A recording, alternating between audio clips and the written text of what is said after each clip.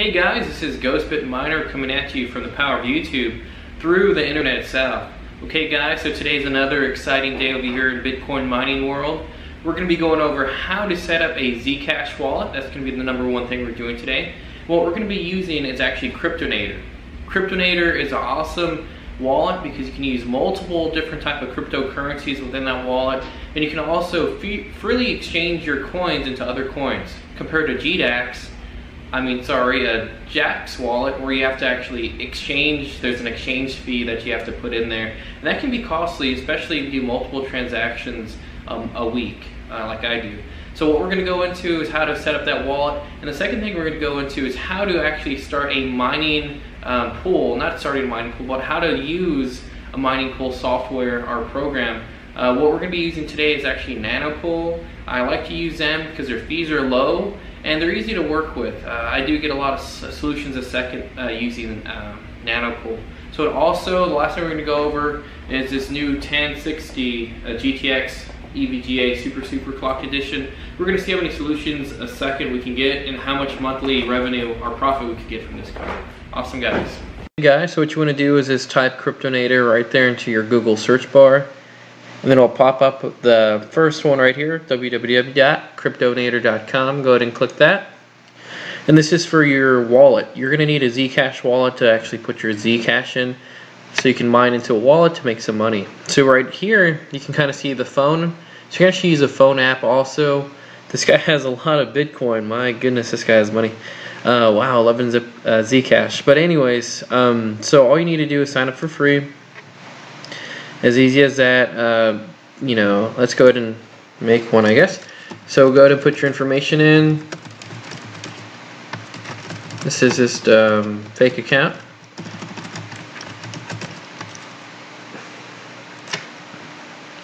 I guess you just go to create an account. Oh, that's how easy it is. That's cool. Thought it was going to ask me like where I live and all that. So this is pretty neat. Create an account. Okay, so it's going to go ahead and confirm that. So let's go and make sure we confirm that. So you're going to go to your email, confirm,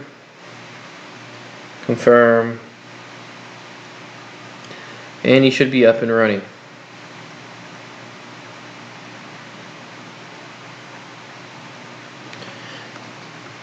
Okay, so now you're going to go ahead and sign in after you confirm on your email.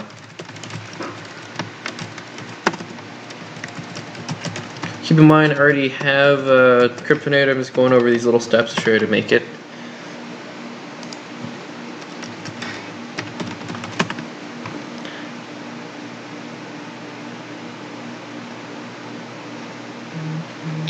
Okay, so security. So I guess I have to verify that I'm logging into this. Okay, so what you want to do is, you want to make sure that you're actually logged in on your email on the same computer and then log back in. So that's one thing Cryptonator does to make sure that you're the person trying to log into your own account. It's just one of my old emails. I don't really use it, but we'll use it for the sake of this video. So now that you're logged in, this is a setup guide. Okay, next step. Wow, so it's going to show you all the different wallets it has. So it has a Bitcoin, Bcash, a Blackcoin, Bitcoin, Dashcoin. Okay, so you can read them through here. That's actually a pretty good amount of coins, and then the fiat wallets. So I'm going to go ahead and keep them all there. So we're going to generate a Bitcoin one. That's my Bitcoin address, brand new. This is free. Then I'm going to go ahead and start a Zcash one. Okay, so I am finished. So look at all my wallets. I only activated 2. So normally what I can do here is I can go ahead and turn these off because I'm not going to use any of these. But again, if you want to mine some different things, you can do so with this wallet. It gives you the option to do that. Okay, I'm in the US, so this is what I'm going to do to clean it up a little bit.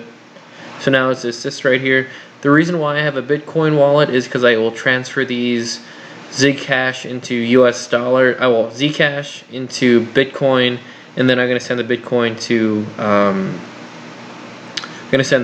to my GDAX account and sell it there for US dollars. And the cool thing is it's free to exchange. You would just go Zcash, exchange for Bitcoin, and send Bitcoin over. Okay guys, so that's just a little tutorial on how to make a Cryptonator wallet. And this is one of the best wallets you can use for Zcash because the exchange fee, there's no fee, it's free, and then it's super fast. You can send it over to your GDAX or Coinbase account. Okay guys, so the first thing you want to do to start a Zcash miner or any type of other miner is you want to find a reputable mining tool or mining program or mining software, you can say. So what you want to do is, I like to go to Nanopool, so just put Nanopool in Google. You're going to go on the main one, nanopool.org, and it'll show you a different pools they have currently. They have Ethereum, Ethereum Classic, Ziacoin, Zcash, Monero, Pascal, and Electroneum. So what we're going to mine today, what I find most profitable on today's market, is actually Zcash, especially if you're going to be cashing out coins for profit. So you want to go ahead and go over right here. Don't download from Quick Start, because if you do Quick Start, they have only the AMD Claymore miner. So don't do that. Click on Zcash right here. Once you're on the Zcash page, you're going to go all the way over here to Help. Under Help, you're going to go to right here, NiceHash. Under NiceHash, you're going to go to EVGA. This is a miner I found most profitable for mining Zcash. You're going to go ahead and hit download. Okay, so it pulls you up to the EVGA Zcash miner, and you want to pick the first one right here because that's going to be the newest one. Sorry, Microsoft Windows, there we go, Microsoft Windows platform, not Linux. So you're going to click this, go ahead and save it. It's going to run a little security check. I'm going to go open in folder right here. So what you want to do is actually you're going to click on it, click on any of these. It's going to ask you to extract. So I'm going to extract all. I actually have I made a desktop folder for the Nanopool. So you select folder and extract. So now that you're right here, first thing you want to go to is you're going to go to Start. You're going to right click Start and hit Edit. This is the most important part. If you don't do this part, you're not going to be mining to your wallet. So I already have my Zcash wallet on my clipboard, so I'm going to go ahead and overdo this one. I'm going to hit Paste. So that puts my new wallet in there. Let me make sure that did something. Yes, so let me go ahead and go back. So I just put my email in there, which is ghostbitcoinminer@hotmail.com. So you have all that. So after you get those, that's the most important part right there. Just hit X. It's going to ask you if you want to save, and then yes, so save. So I don't have a mining card on here right this second, so I'm going to go ahead and come back to that. Since I am starting from fresh, next thing you want to do is update your drivers before you even put your video card on there. So I'm using an EVGA 1060. So I'm going to go to choose family, and it's going to be 10 series. My OS is going to be Windows 10 64-bit. And it's going to show latest driver, so submit. So there we go. So I'm going to go ahead and download that. Save. So the reason why you want to download it directly from the website itself, especially the drivers for your GPUs, is because you don't want to use a card that comes in the box. That card could be months old, years old, and you don't want to put an old driver on your card because it's going to ask you to update your driver. And that can create also compatibility issues when you do start mining. So just, go to the source itself, download it from online, and you can use this disk that came with your hard drive as a souvenir. You can put it on your wall, you can throw it in the trash, or you can just keep it if you want to resell. Because having all your peripherals that come with your package is also pretty cool to have. And keep in mind, guys, we're actually using a hard drive. We don't have an SSD, and it's actually running pretty smoothly, I think. Okay, so now that it's downloaded, you're going to open from folder. We'll go ahead and hit run. So here we go. So you can go ahead and yes, so it's the NVIDIA card, of course. So it has you at yes, it's gonna pop up right here. Go ahead and hit OK. So it's gonna start doing that. So as that gets updated, I'm gonna go ahead and open the EVGA 1060. So let's go ahead and open the EVGA 1060. Like I said, I buy these off of EVGA. I put my notification on there, and when they're ready, I just buy them. They sell out within, I'm gonna have to say, at least at the fastest 30 seconds, and at the longest about 5 minutes. So really, you have to have your card ready. Sometimes I miss the deal because I'm in class or I'm at work and I don't have my card with me. So yeah, sometimes that does suck. But the weird thing about this box is this is probably the cheapest EVGA box I ever seen.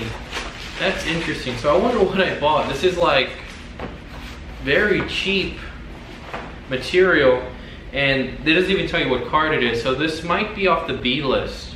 I put notifications on everything, so it might have been from the B list, which is their not second-hand card, just boxed or defective or something.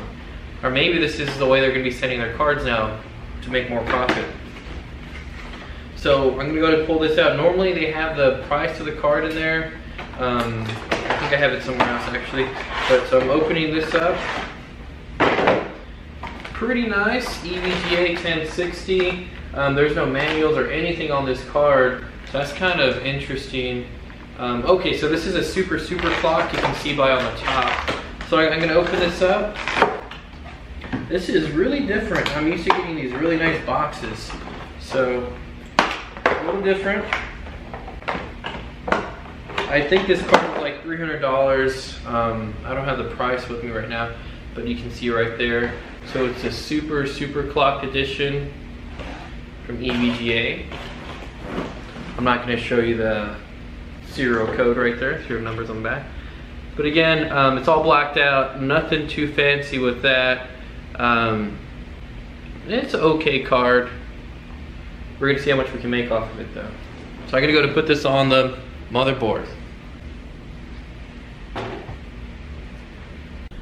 Okay, so now we're going to go ahead and install the graphics card, the 1060. So before installing anything, make sure you're powered off.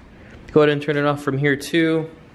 Sometimes I even unplug it from the main power strip. So I'm going to unplug from the main power strip. So there's no power on the board at all. That's the first step. So now we're going to open up our big bag of goodies from here. So we need some power cords. Let's see what we need. So we're going to need a SATA cable to connect to here. Let's see if I have one. Yeah, I'll go ahead and put a new one on there. So looking through here, let's see what we can get. So this is what comes with your power supply, again, if you buy it brand new. So I need a SATA cord. Let's see, here it is, here's one. And you always want to use the cords that come with your power supply. If it's different, it can cause fire, okay? So always make sure it's a proper cord for your PCU. So here we go, we're gonna plug it in back here. It's gonna say SATA, so you can go ahead and pick whatever one you want. I'm gonna pick number 2. Bam. Now let's power our riser. So I'm gonna, again, normally what I do for my risers is I'll use pretty much up to, because it gives you about 3 different connections for different parts of your SATA. So it gives you 3 different, actually it gives you, yeah, so let's count them. 1, 2, 3 different SATA connections. Only use 2, because what happens a lot of times is you can cause a fire. So here's my PCIe riser. It's a version 6. I'm very upset with that. I got, I guess, lied to on Amazon. I wanted a version 9 because that's one of the newer ones, one of the better ones I like to use. So this is a version 6. I don't want to take it back. It's all good. It works. The version 7 and up all have a LED indicator. So what I'm doing right here is I'm kind of getting ready to put my zip ties on here, and this crate actually has a epoxy plastic over it that is non-conductive. So I know I'm last time I got a bunch of comments and I tell people, no, it's not conductive, it's not conductive. People go all crazy, it's a steel frame. No, it's not. It's not a steel frame. Well, it is, but it's actually covered in plastic. So I like to put it all the way out here, and I'm gonna be using this one for another 7-card rig. So I'm gonna put it all the way to the side. I'm gonna grab my zip tie and just tie it down right here.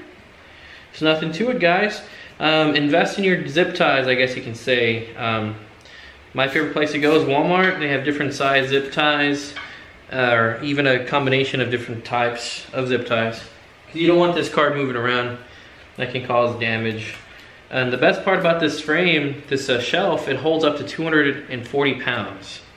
So you can actually move it around your house if you're, you know, because actually this house I bought, and I'm only 23, so I bought this house, and I'm renovating it, so I do renovations too. But so I move stuff around. I need to put a carpet in the mining layer, the mining, or AKA mining world.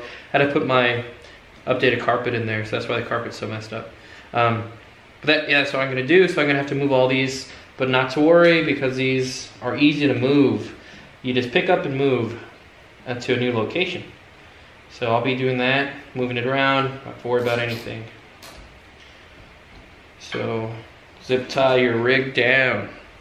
One more zip tie and that should be pretty good.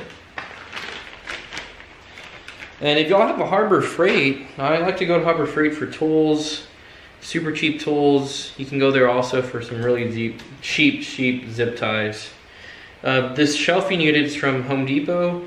It runs about $19. You can buy different sizes. This one's a little smaller because like I said, I move them around a little bit. So go ahead and clip off the excess because I'm a OCD. So I'm gonna go ahead and clip this off with these cheap scissors. I had some good ones, but I lost them. So go ahead and clip them off. Clip them off, clip them off. Okay, so let's go ahead and power up this riser, put some power on it. And where did I put my, here we go. So again, like I said, you can put up to 2 risers on here. And I'm using a EVGA 850 BQ for my power supply. And now you just put your card on there. And with these, I'm using a PCIe adapter to go up here so I don't have to run it on the motherboard. It makes it a lot better for airflow. And also if you're running up to 7 cards, you can't fit all those on the 16 slot PCIe. So let's go ahead and put it there. Pull these back, it's a little retainer clip. Clip it in, clip it in. So it's all the way in. Very important thing when you do install these motherboards is, these graphics cards, is pull this tape off. So, okay, so this card was actually from the B list. So I guess it had some damage on there. It didn't come with anything. No manuals, no driver cards, nothing. So it's a super clocked edition. It didn't say anything on the box. And it was actually about $40 less than the one that is comes with everything. So this is kind of cool. Like I said, I put notifications on everything on EVGA so I don't miss anything. So let's see, it might have, because this BQ edition has, it's a semi-modular, so it might have the power, the GPU, and it does. So they have the GPU right off there. So this is going to be one 8-card actually pin you're going to put in there. So let's go ahead and do that. So right here, just put it right in there. You know, I hate these because these are always they're 2 separate ones. So that's a 6-pin to 8-pin connector. So you have to find it. And this is a BQ, so it has the cheaper ones on here. So this one's always annoying to put on. Let's see, you gotta wiggle it. And you see I just came off my PCIe riser. Make sure it's all the way in there. Make sure it's all the way in there. Make sure your graphics card's all the way in the slot. You don't want it halfway in, it's gonna drive you nuts to troubleshoot. Okay, so let's see how much Zcash we can mine off this 1-card rig. Okay guys, so this is kind of funny. So I connected directly into the GPU with a DVI cable. So it wasn't working off the HDMI, I don't know why, but I was able to plug it into the DVI, and I brought my troubleshooting monitor over here before I did anything else, and it worked. So it might have been that the whole time. And that's the sucky part when you buy a bad riser, not a bad riser, but a riser that does not come with an LED indicator. So I couldn't tell if it was on or not, but I always start with a smaller thing. So I just started with a cable. I was like, let me try my emergency monitor. So I put that over here, so it's up and running, which is cool. So I'm running off the graphics card, so you know it's powered up.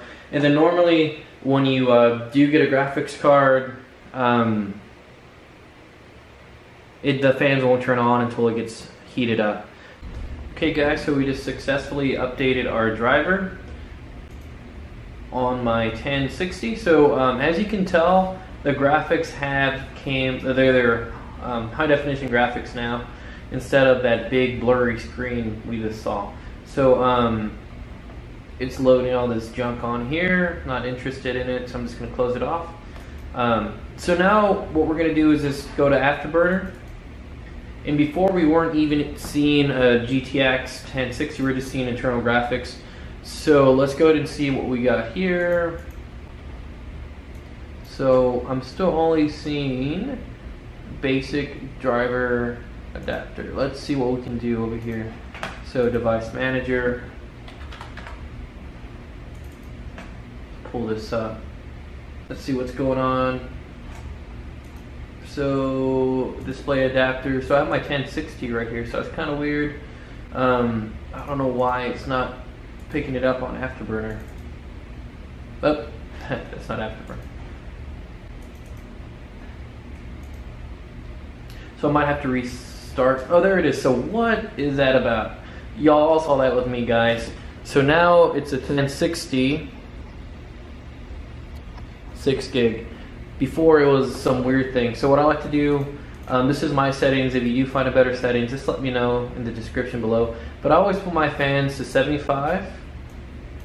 And then on my memory clock, I put my 1060s to 500. I keep my power at 100% because over here in Texas, it's 10 cents a kilowatt and it's fixed. So I'm in Converse, Texas. Pretty good, pretty cheap for me. So I just keep it at 100%. And this card, since it's off the B product line on EVGA, it only comes with a year warranty, not a 3-year warranty. So that kind of blows, but it's fine. It'll pay itself off within, I think the ROI is about 6 months for this card. So I'm going to go ahead and put my core clock at 165. Core clock's not as important as memory clock for Zcash. So everything looks good. I'm going to hit click. You can see the fans powering up to 75%. Let's go ahead and look at that. So there's the fans right there. So I'm going to go ahead and I guess I'll go ahead and minimize this. Go back to my Zcash miner, and I'm going to go ahead and hit start. So let's see how many Zcash we can make off this card. So it already picked up the card, and I have it overclocked just a little bit. That's the way I like to overclock my 1060s. So this is the first time mining on this mining rig. Pretty exciting. I already have one mining rig running 7 cards. I'll leave a link in the description below to show you what I'm mining with that. So let's see. So we picked up the card.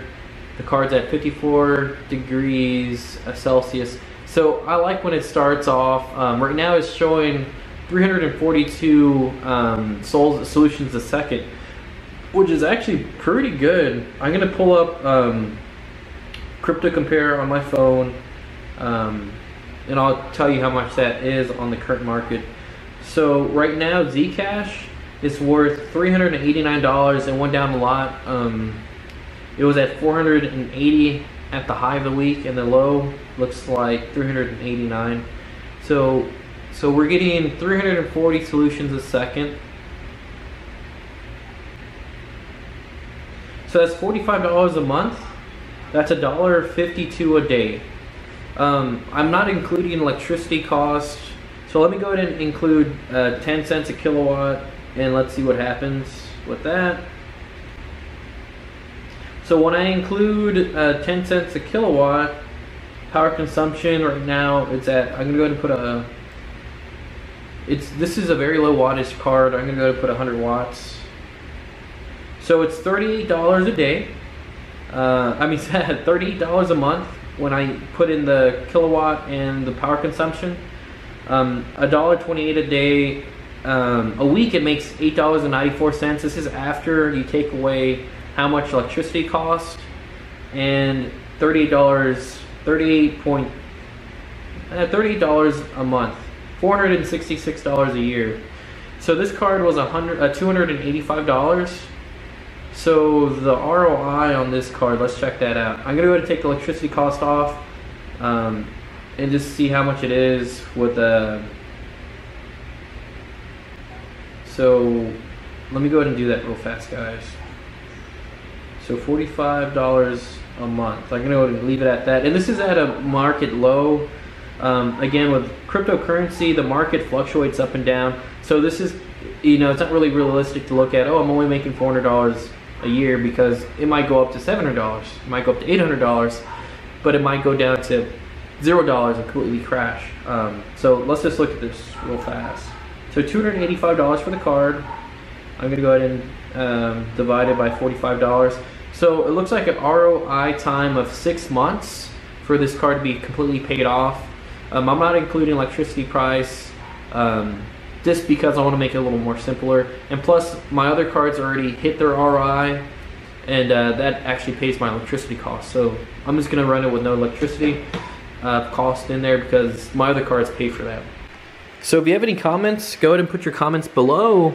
And if you even have any issues or any better ways you can actually mine with a 1060, or anything you want to put in the comments, let me know. I'm always up for trying new things. If you think there's a better way to mine, let me know and I'll try that out too.